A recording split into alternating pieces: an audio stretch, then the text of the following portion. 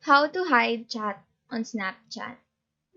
First thing that we want to do on Snapchat is to tap the chat icon on the bottom of the screen and then choose any conversation that you want to hide. Now, we all know that by default, Snapchat will clear your messages right after viewing it.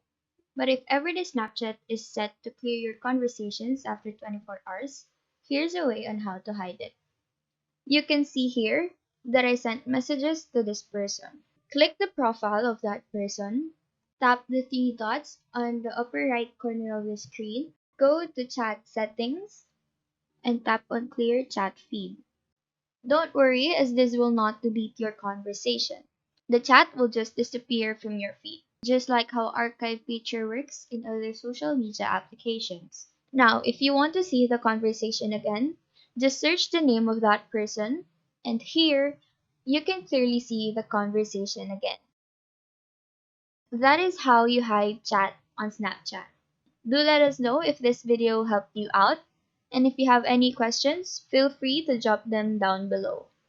Thank you for watching and have a great day.